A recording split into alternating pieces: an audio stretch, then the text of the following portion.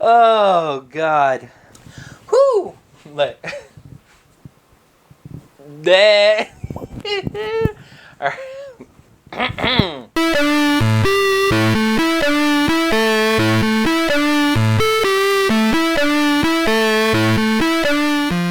Hello there, heroes. I'm the Orange Ranger, and it is the dawn of a new day. For the first time in 2 years, there is a brand new iteration of Power Rangers to review.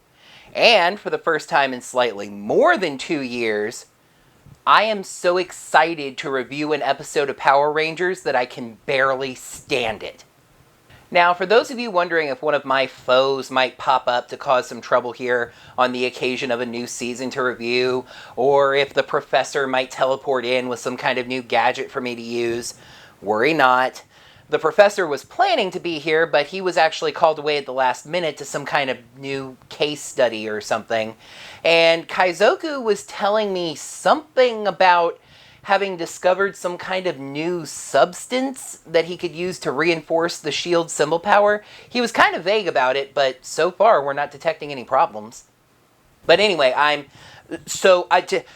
you do not know how hyped I am right now. Okay, Sean, breathe. Breathe. Let's take a look at the first episode of Power Rangers Beast Morphers, Beast Unleashed. Wait, what did I say the name of this episode was? If only I had some kind of convenient reminder. Oh, the name of the episode is literally the first thing we see. Check! So we get a montage of this city, which we find out is named Coral Harbor, by the way, as a news reporter narrates about how the city is about to tap into the Power Rangers Morphin Grid for a source of new clean energy. So at this point, we're about 1 minute into this episode, and it has already beaten Samurai, Megaforce, and Dino Charge in mentions of the Morphin Grid. And by the end of the episode, by the way, it will also have beaten out Ninja Steel, and we know the name of the city. The reporter also raises concerns, however, that actually gave me a strong vibe of the Mighty Morphin Power Rangers comic line, where the media doesn't completely trust things that are related to the Power Rangers. There are concerns that some have that tapping into the grid may in fact be a mistake. Well, today's the day the switch is getting flipped, and we'll just find out, won't we? Enough about clean energy sources, it's time for karate! We head over to the Riptide Gym, which is the now adult child of Ernie's Youth Center and Juice Bar. Like, seriously, I know it says gym, and it looks like a dojo where karate's going on and stuff, but you can also see tables in the back, people eating and stuff. It's the Youth Center and Juice Bar situation. But anyway, I mentioned that it was kind of a dojo, so there is a karate class going on. I'm going to throw in a quick disclaimer here. I like to have my recap reflect when we find out information in the show, especially at the beginning of the show. So while I know the names of all of these characters, literally from the first second, I'm not going to reveal them until the episode does. So the karate instructor is guiding the class in some basic punches when he notices that one of the students has his earbuds in and isn't really paying attention, just kind of grooving out. He gets the student's attention and sarcastically asks if they're bothering him, and when the student figures out that that is sarcasm, he says that he just doesn't find what they're doing challenging enough. The instructor has a very calm, reasonable, rational response to this. He tries to friggin' kill the dude. Exaggerating? Sure, but not by much. He attacks the student, and this is clearly more than let me show you some more advanced moves. He's trying to knock this dude out. I must break you. 2 other students, instructors, it's not really clear, but they are black belts, call out to the instructor, whose name is Blaze, and tell him to cut it out with the trying to murder students thing. He tells the guy, whose name is Ravi, that he's got everything under control, and then returns to his murder rage. Murder! However, despite the clear visual note that the instructor Blaze is more talented, a black belt to the student's brown belt, The two seem pretty evenly matched. The student is supremely naturally talented, even at one point executing a seemingly more than human ability leap over Blaze's attack. He tells Blaze that someone's going to get hurt if he keeps this up, but yeah, that's kind of the idea. That prediction very quickly comes true as the student dodges one of Blaze's punches and he directly hits a metal beam. That really sets him off, grabbing some wooden staff weapons and going even more ham. However, the student eventually gets the upper hand, getting the staffs away from Blaze and getting him into that Anakin Skywalker lightsaber scissors stance. Good, Anakin, good. Kill him. However, before the student can give Blaze the snip, although not that doing that with wooden weapons would do very much, his name is called out from behind him. That name is Devin, and the one calling it out is Mr. Devin. Mr. Daniels, his father. It also turns out that he's Mayor Daniels of Coral Harbor. He tells his son that they are leaving. Devin sarcastically thanks Blaze for the lesson, and Blaze says, "This isn't over." Nothing is over! Nothing! In the city limo, Mayor Daddy reads his son the riot act. He apparently had set his son up with an interview for a carpet cleaning job. However, Devin no-showed on the interview to go to karate. His son apparently only cares about video games and karate, neither of which his father says will take him very far in life. This is Steven Seagal, a professional martial artist who has done multiple Hollywood movies and has a net worth of over $16 million. And this is Sahil Universe Arora, who in about 6 years of professional gaming has made approximately $2 million. Please get out of here with the outdated notion that martial arts and video games can't take you anywhere in life. Getting past that somewhat pedantic point, his father's real concern is that his son is wasting his potential. Devin starts playing a game on his phone and doesn't really seem to care. So Mayor Daniels tells the driver of the limo to drop him off up ahead at Grid Battle Force headquarters. That gets Devin's attention. Grid Battle Force is said to have a battle simulator that apparently cannot be beaten. Devin asks if he can come along, but his father says no. What, did he not do his homework or something? No, you see, this is actually being a protective father. Mayor Daniels actually watches Channel 10 News, and he shares this whole tapping into the grid is probably really dangerous concern. But we'll get back to that a little bit later. For now, as he's saying this, Devin secretly snaps a picture of his father's entry badge on his phone. They arrive at Grid Battle Force headquarters, Mayor Daniels telling his son that he'll see him at home, but Devin lets the limo pull up about 10 feet or so, then tells the driver to stop and gets out. Japanime said in his review of this episode that you better have already watched or watch immediately after my video, that if there was a Jackrabbit Zord's low point to this episode, it was right here. Yes, it's time to meet our comic relief duo.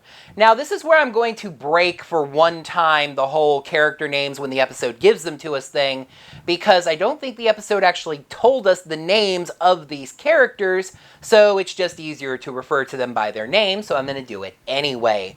Betty, a Grid Battle Force security guard, takes the mayor's security badge and gets comedically suspicious. She steps down from her step stool because she is 4 foot 11 inches tall, and she and her adorably hefty younger brother Ben flail their way through an inspection routine before Mayor Daniels drops a "Don't you know who I am?" Oh god, I wanna do that one time in my life. What, like a "don't you know who I am" Yeah, moment? because I'm totally not that guy. And a rather beautiful young woman in a brown uniform points out that's the mayor. By the by, in all the hubbub, so the comic relief actually serves a purpose that's important to the plot, imagine that, Devin sneaks past and uses the picture of the entry pass to get into Grid Battle Force. The woman, Zoe Reeves, introduces herself to the mayor and leads him into the facility. She's also going to make sure that the mayor knows exactly who she is and what she's about. And with the mayor, the audience as well. She launches into a speech talking about how exciting all this is, the clean energy of MorphX powering things like bikes and other types of stuff, and she is going to help as soon as she gets out of the laundry department. You see, Zoe is kind of our Boom from SPD. She was actually cut from the Battle Force Academy, didn't make that cut there, but got a job in the laundry department because she does not run away from big problems. She solves them. Daniel says that's exactly why he became mayor, and he feels that Zoe is going to go far in life. Maybe even thinking that he wishes his son had that kind of focus and drive. Commander Shaw, the striking female commander of Grid Battle Force, shows up and shoos Zoe back to work, leading the mayor into the main lab. Daniels gets to hold a canister that contains MorphX. Alright, MorphX is this show's big MacGuffin this year. What is MorphX? Well, here to explain is this season's nerdy character, Nate Silva. Nate explains that MorphX is the energy of the morphing grid distilled into a liquid form. How did he manage to turn energy into a liquid? Don't even worry about it! Nate, as it turns out, is a child prodigy. He joined Grid Battle Force at just the age of 6, a fact that, by the way, Ranger Liz pointed out, and if you haven't seen her video, just like Japanime, if you haven't watched it already, you're going to be watching it after my video, right, heroes? Anyway, she pointed out that Nate gives kind of a weird look when he hears this fact, suggesting that maybe that wasn't something that happened 100% willingly. He was really young. Anyway, by the age of 10, he had figured out how to tap into the Morphin Grid to extract the most powerful energy in the universe. And this is exactly what Mayor Daniels is afraid of. You see, he's Netflix binged all the other seasons. He knows his Ranger history. Before, the grid was something that none of us, even us fans, could really quantify or explain. And still, every evil alien monster in the universe and dimensions and time and space and everything came looking for that power. Rita Repulsa, Sledge, Galvanax, these all literally get name dropped in the episode. They all have tried to... Wait a minute, how do they know about both Rita and Sledge? Well, Mayor Daniels actually partially explains this himself, saying that history has shown across dimensions that whenever the power of the grid is used, even just by the Power Rangers, evil monsters come looking for it. And now we're canning the power of the grid and putting pretty little bows on it? You know, the mayor makes a good point. How can we safely tap into the energy of the morphing grid, but at the same time make sure the facility and the city that it's in are safe from attack by evil aliens? If only the source of energy we were tapping into were somehow associated with a team of superheroes who often save the very world itself. That's the joke. Yeah, it seems kind of obvious. The solution to the problem of tapping into the morphing grid and keeping the facility that does so safe is to use the morphing grid to create a team of Power Rangers to keep the facility safe. Meanwhile, we check in on Devin, who has managed to find a lab uniform for Grid Battle Force, and grabs a cart so he can wander around the facility and try to find the battle simulator. However, this gets him noticed by a worker who tells him that he has to get whatever is on that cart directly to our new theme song. By the by, this is nearly 8 minutes into this episode. Now that is a cold open. I was tempted to do a video on the theme song when it was released a day or so before this episode, but I've talked in the past about how my turnaround on videos just isn't that quick. Now I find myself wanting to talk more about the episode than the theme song, so here is one quick take on the theme song. Well, 2, including this one. The song is a rock techno piece that I actually really enjoy. The music, anyway, the lyrical content is extremely lacking. We get one line of pretty generic lyrics for each instance of Go-Go Power Rangers that we hear, for the record, that being 3 apiece. And yes, we get Go-Go Power Rangers again. I'm getting used to it, and I admit it's kind of a nice through line through the franchise's theme songs, but it makes me just kind of miss the seemingly more creative time where we didn't have to get Go-Go Power Rangers forced into every single theme song. But whatever, that's not the mound I'm going to die on today. The song is also very short, down to just 30 seconds versus a minute for recent previous themes. That's so short it actually eliminates one of my other major complaints with most theme sequences in the first episode, giving stuff away. There's some shots of the Rangers, some shots of the Megazord, and right at the end we do see that each Ranger is paired with some kind of robot. Let's get back to that plot, shall we? The worker actually ushers Devin into the main lab with his cart. He stashes it and hides, planning to just duck back out of the lab a minute or so later. The 3 Ranger candidates are getting their cerebral scans completed. Devin goes to leave, but then Shaw leads his father into the room, so he turns around to hide again. Nate explains the machine that's going to create the Power Rangers, loading liquid MorphX into canisters containing animal DNA, and then basically sliming the Rangers, mutating their DNA, and making them the Power Rangers. Shaw drops an interestingly cute line about this process working best with teenagers, but doesn't really explain why. Though it does kind of make sense if you think about it. Teenagers are already in a sort of DNA flux as they mature, and are young and resilient. Nate has made weapons, swords, and guns that look like cameras, and morphers, and MorphX keys. These are the toys, kids! Capitalism! Devin thinks all of this is really neat, but then notices something really weird. Purple stuff seems to flow through the computer, so we're going to need to go get some Sunny D. It travels through some tubing into what is presumably a big canister of MorphX before disappearing. Nate demonstrates this teleportation system using these crystals somehow that teleports weapons around the room. Daniels would like to meet these new Ranger candidates, but Shaw heads that off. Secret identities. Why secret identities? I'm sure you understand. No, actually, that's literally her explanation on the show. Just, I'm sure you understand. Anyway, the mayor's assistant, Miss No Name, says that the ceremony is about to begin and they need to go. The mayor wishes them luck as he leaves. The scan finishes, revealing the second preview clip that was released from this episode. The pods open, revealing that the 3 Ranger candidates are, surprise, surprise, Blaze, Ravi, and the girl that was with Ravi. So that's why they were wearing those black jewel watches things earlier at the dojo. Devin can't believe that it's them, and neither can the snake in that canister. As in, a physical snake avatar attacks from within the canister, even cracking the glass before disappearing again. Devin, understandably shocked by this, jumps back and falls down, revealing himself. Shaw demands to see his credentials, but Blaze knows exactly who this is. Ravi points out that they don't have time for this, since apparently he's got to get back to the gym to teach a class at 4:30 or something? I don't know. So Shaw orders him detained. Devin starts screaming a warning about the virus in the avatar that he saw. Nate, to his credit, checks their systems, but dude, come on. It's Norton antivirus. It scanned 5 minutes ago and didn't find so much as a single browser toolbar.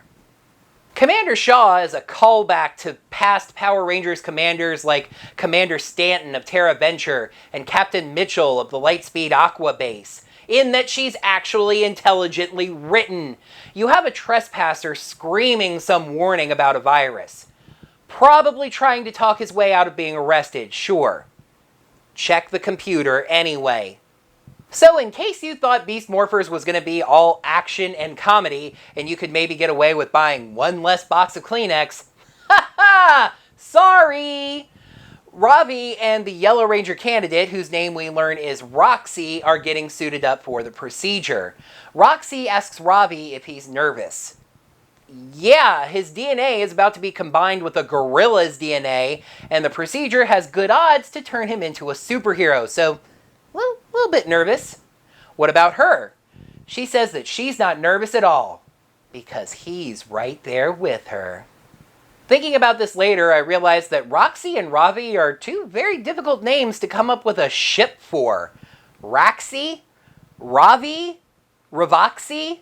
Roxavi? People will work on it, I guess. However, he pushes her away. Their love cannot be. For you see, Ravi says that Rangers cannot date Rangers. And I actually want to take a second to point out something about this, because I've seen a lot of people responding to him saying this by pointing out all the various Ranger romantic pairings that we've had over the years. This is more than obviously a Grid Battle Force rule, referring specifically to the Grid Battle Force Rangers. Just wanted to get that out there. She says that he told her that that was a silly rule, and he says he still feels that way, but it is the rule and they have to obey it. He leaves, telling her not to make this more difficult for him than it already is. She stands there shocked and kinda crying, saying, okay.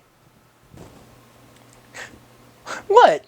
I'm not crying. I have allergies. Yeah, I'm allergic. I have... And then it's go time. The candidates are loaded into the morphing machine, which, by the way, we saw little snippets of before, and many of us had pegged it as a teleporter. Turns out it's the morphing machine. The candidates have to be immobilized while this procedure is going on, so beams hit them from above that hold them in place. Shaw walks into a command center type room with really freaking cool looking touchscreen rotating tables. Very technological, very command center-esque, just very, very cool. Nate says that all systems are go, and by the way, yes, he did run that check on the systems that Shaw asked for. No viruses detected. It's not even asking us to renew our subscription. Shaw gives the go-ahead. Mayor Daniels gives a speech outside the facility, now completely supporting this idea, saying that Coral Harbor can lead the world into the future. It's a little unclear at this point if he's just playing politics or if he's actually on board. The switch is flipped, though I'm betting that thing is ceremonial. The big tower fills up with ecto cooler and the morphing process begins. And now it's time to meet our villain. Alarms go off because, of course, now the system is detecting the virus since it's come out of hiding. The virus introduces itself, and by the way, this is the kind of cool hobby where I get to type and say things like, the virus introduces itself. Its name is Evox, and it says the morphing grid will be... its? Shaw tells Nate to abort, but it's too late, the system has already locked in. So she orders the Grid Battle Force facility evacuated. I was really hoping that Devin would get out of his cell via some kind of automatically programmed humane treatment of prisoners system. You know, please escort prisoner in cell 1 to safely secured evacuation location. Instead, it's just that the virus makes the doors malfunction and open, and Devin escapes via random chance. Meanwhile, Zoe brings out some laundry and notices all the alarms and people running. She asks if this is a drill, but no, she's told about the attack. She starts to run away, but nay, Zoe, middle name Reeves, you do not run away from big problems. You, young lady, solve big problems. She turns around and runs towards the lab.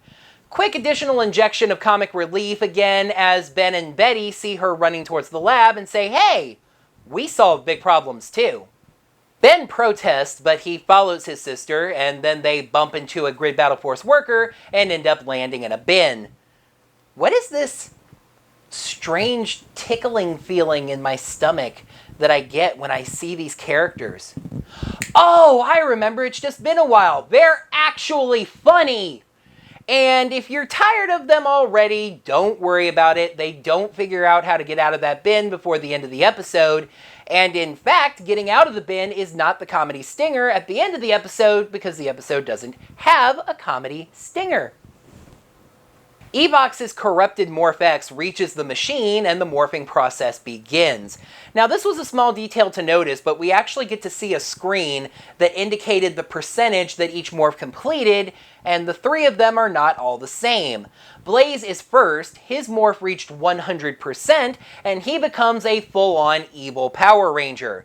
And gets some amazing looking makeup. I mean, that guy liner and that hair gel, maybe he's born with it, maybe it's MorphX. He puts on a helmet, so yeah, this dude, even though the toys call him a cybervillain, he's 100% Power Ranger. He blasts away some guards and then turns to watch Roxy's morph.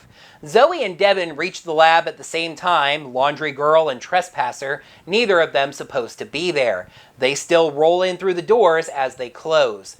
Roxy's morph only reached 93% and she looks different. Still kind of Ranger-like, but also kind of monster-like.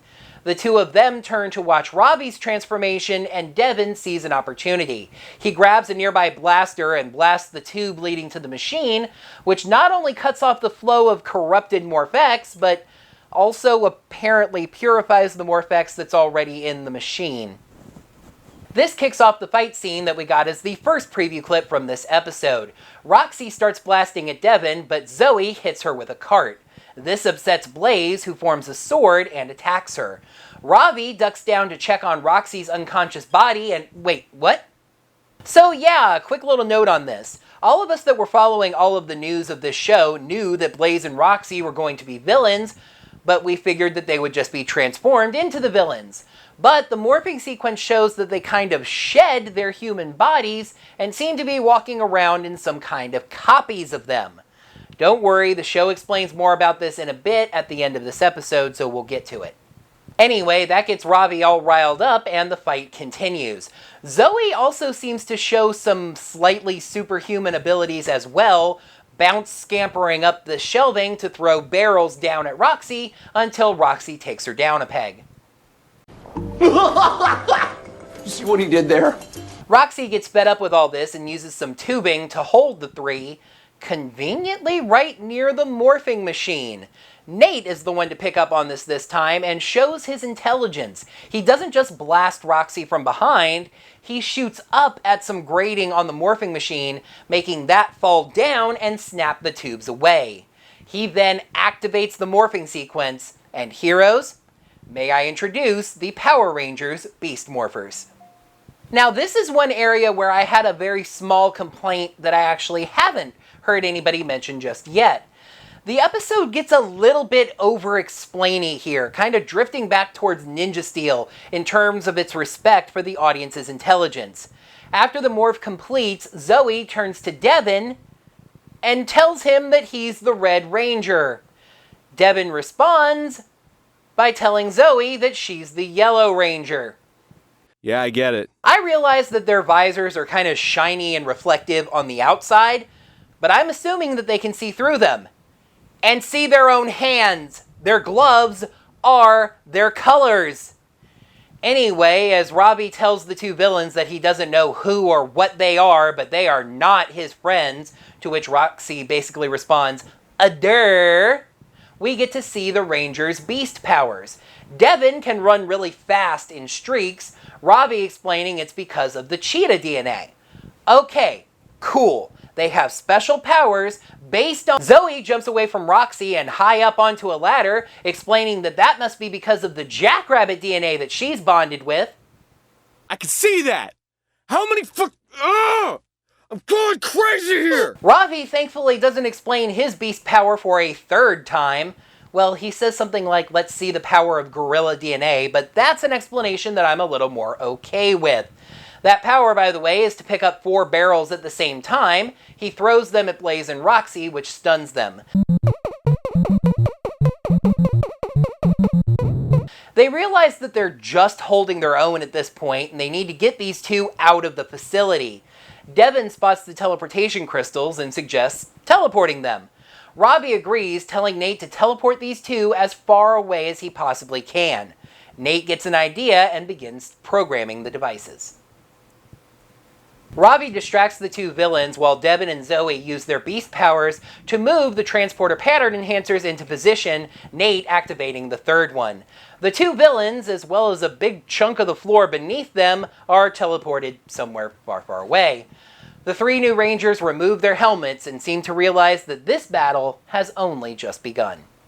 Blaze and Roxy are placed into medical pods. Ravi touchingly checks on Roxy and has a flashback to when he broke up with her due to the Ranger program.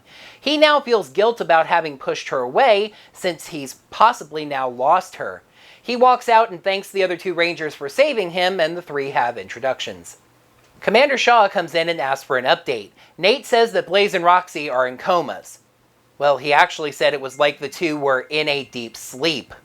Blaze and Roxy are in comas. The virus used MorphX to basically copy their DNA, creating avatars of the two. As long as the avatars are awake, aka alive, their friends are asleep. Destroy the avatars, save the humans.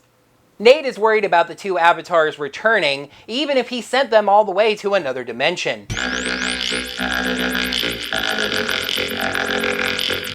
Jeez, Nate, another dimension? Talk about far away. Note also that this is another mention of there being alternate dimensions. It's a dimension mention. What was I talking about again? So anyway, he knows that the two of them are smart and will find a way to get back.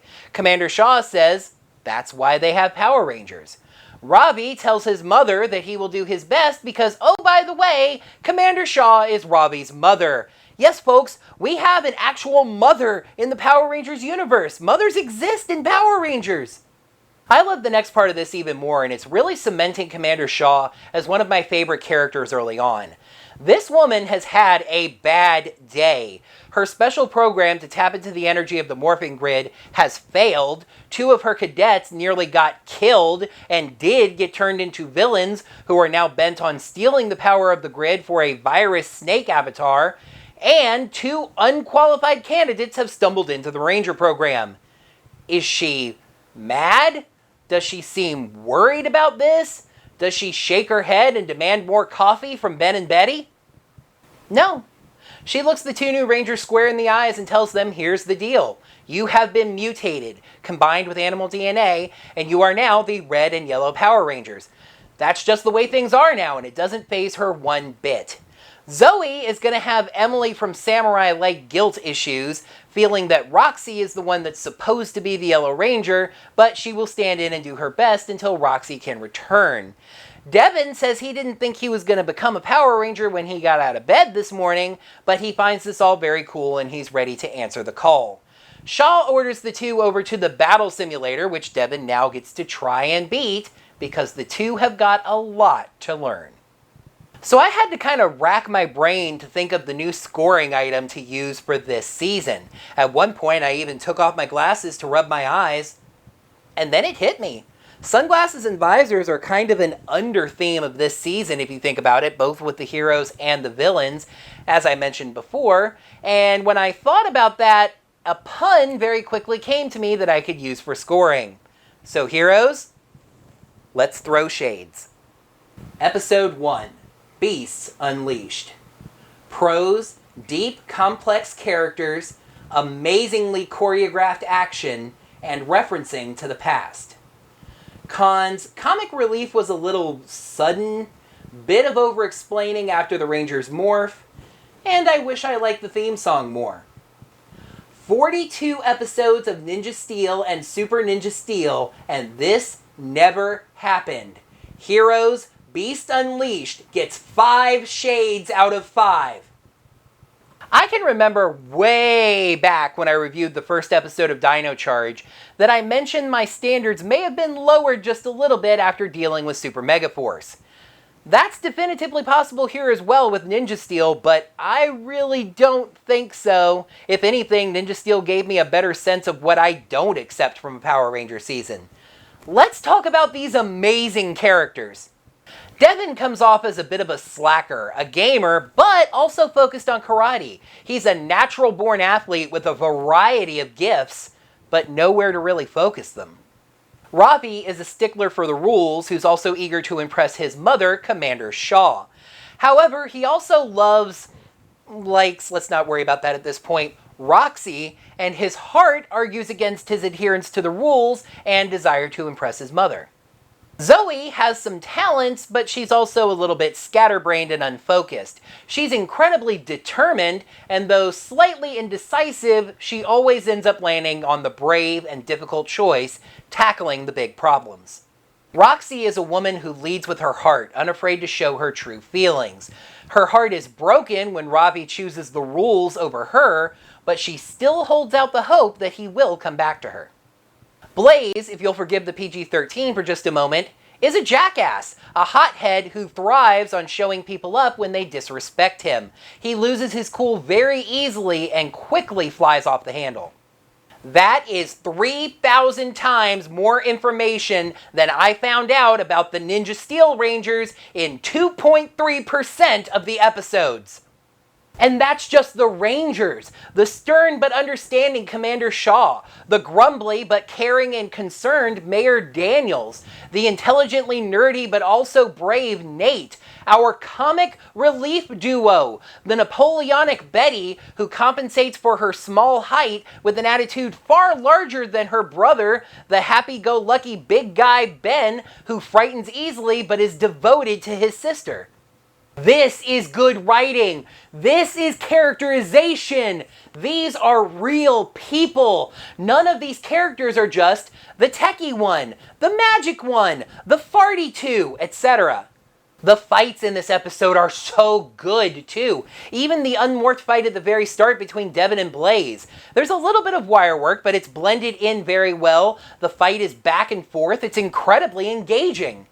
The first fight between the Rangers and the villains was also engaging for the exact same reason. It was very back and forth, and in the end, the Rangers didn't miraculously win knowing how to do everything right away. They almost lost. And coming off an anniversary season that seemed to do an anniversary episode almost out of obligation, this ends up feeling more like an anniversary season. The second sentence of this season references the morphing grid. Mayor Daniels name drops Rita Repulsa and Sledge and Galvanax. This is a show that worships its lore, revels in it, and uses it to take the story forward. I know, I kind of feel like I'm disappointing a segment of my audience who has spent 2 years getting used to me ranting and screaming about a show that fell short in every possible fashion. But I'm sorry, the cons I'm about to list I actually had to think to come up with, and obviously they didn't really take away from the episode itself. The comic relief duo was night and day better than last season. Again, would that we didn't have to have a comic relief duo, like I said in my hopes video, and we could spread that role out across the entire cast. But we do, and these two are so much better than they who shall no longer be named. Victormont. They that shall no longer be named. It's just that the first time we see them, we go from this super serious conversation between the two Daniels to, haha, that girl is short and her brother is fat. And then Evox is attacking the lab and things are going crazy and everybody's evacuating and haha, they tripped on that girl and fell in a bin. I did laugh at both of those moments. It was genuinely funny. I just don't think they handled it quite subtly enough. I've already explained this one, funny enough, so I'm kind of indulging in the over-explaining as well. But yeah, the episode spends a couple of odd minutes indulging in something Ninja Steel did, over-explaining things that the audience can clearly see. Devin and Zoe pointing out each other's colors was a particularly juvenile example because most American children can distinguish colors at 18 months and name some of them by 2 or 3 years old. That one is Wed and the other one is Wello. Explaining their animal-based powers was obviously more important, but we only needed to hear that once. Zoe repeats Robbie's explanation of it almost word for word, just substituting in Jackrabbit for Cheetah. Robbie at least did this better himself, as I said, just saying this is gorilla power. I feel like I'm going to get some flack for this last one. How could you not like the theme song? It's awesome! I love the theme song. The theme song is currently my alarm ringtone. I just felt like it could have been better. Extend the song back out to 1 minute, which would also give us some time for other actors in the show to be credited. Drop 2 of the 3 Go-Go Power Rangers, keep the one just right at the start of the song, and give us some verses that reference things like viruses, Evox, MorphX, story elements. Instead of a verse that can't decide if it ends with the word might or the word light.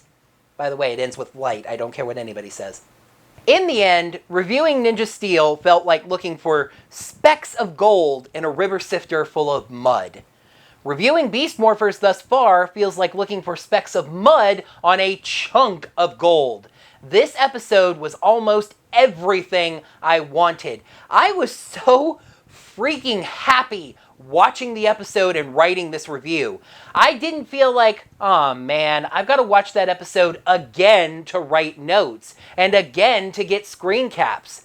I felt like, oh man, I get to watch this episode again to write notes and again to get the screen caps.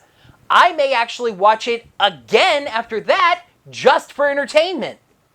Well, Beast Morphers has set the ceiling on the roof, which funny enough is where the ceiling goes, but that's actually kind of my point. The bar should be set at 5, not at 3 like with some past recent seasons. Pessimists would say it can only go downhill from here, but I think it can maintain the same level of quality. At least I hope it can. Let's find out if it does that next week by taking a peek at the second episode of Beast Morphers, Evox's Revenge. When Grid Battle Force's commander needs to select a leader for the team, the Power Rangers are at odds over who should get the job. Is that an episode with a moral of the day about teamwork that actually relates to the Power Rangers? Hasbro! It's so good! That is going to do it for the first Power Rangers Beast Morphers episode review, heroes. I cannot be happier. I am so excited for the direction of this show. There are no guarantees that it is going to stay this good, but we are off to the literal best of possible starts. In the comments below, let me know what you thought of this episode. Did you love it as much as I did? Or were there some things you were a little shakier on? Let me know down in the comments below. While you're down there, make sure to smack that thumbs up button. Let me know that you enjoyed this video. Make sure you're subscribed to the channel to see all of my videos. Now we're going to have Power Rangers Beast Morpher reviews coming out. A comically long review will still be coming out every so often as I get the comics caught up. So make sure you're subscribed and also ring the bell. Get your notifications set up so you get notified whenever I post brand new videos to this channel. And if you'd like to lend any financial support to my channel, there are 2 ways you can currently do so. I know I did say that I'd be launching my Patreon on March 1st. That was before I found out that Beast Morphers was coming out on March 2nd. So there are still 2 ways you can financially support this channel. Go over to ko-fi.com/orangerangervideos where you can buy me a coffee set at $3. I greatly appreciate those. If you'd like to donate less or a different amount that's not a multiple of 3, head over to digitaltipjar.com/orangerangerbid. You can toss whatever little tip change in that jar you'd like. I greatly appreciate anything that shows up at either of those sources. Heroes, I am so hyped. I cannot wait to see where this season goes. Until next time, may the power protect you. And it has already beaten Samurai, Dino Charge, and the other one. We head over to the Riptide Gym, which is the now grown-up child of Ernie. However, despite the fact that who also happens to be Mayor Daniels of Coral Harbor. Alright.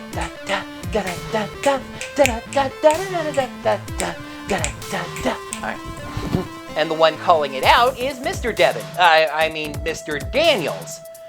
His dad. What? And this is Sahil Universe Aurora, a professional gamer who about... So funny that I got the name out and then just completely screwed up on the next part of the sentence. But we're going to get back to this later. For now... You see, Mayor Daniels, and the audience as well. Introduces herself? Yeah, fine. That's a really young age to take a government-type job. Anyway, Alright. He's done his Ranger homework. He knows his history. Sure has. And this is exactly what Mayor Daniels has been afraid of. I just wish this energy source were somehow associated with a team of superheroes. I didn't do that right. Yeah, as seems obvious, the solution to the problem of tapping into the morphing grid and protecting the facility and city from attack is for the phone to ring. Yes, as seems obvious, the solution to the problem of tapping into the morphing grid but keeping the facility... The 3 Ranger candidates, hi! You let in my Kiki. That's a Kiki take. Why? I'm sure you know. Or I'm sure you understand. Why? I'm sure you understand. No, actually, that's literally her explanation, so.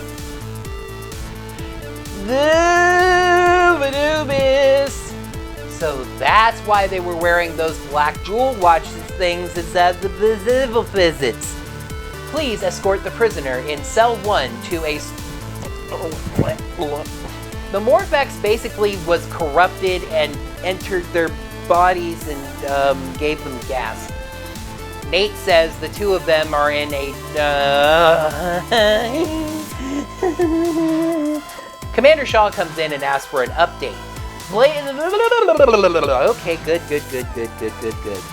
I can't describe to you how much I was hoping. Nate says the two... A dimension mention. What was I talking about again? Oh, right, so I have no clue. Parts. I literally pulled up what was I talking about again and literally forgot what I was talking about again. Two of her cadets nearly got killed and have become villains who are bent on stealing the grid power for a snake virus avatar thing. This is all very cool and he's ready to answer the call.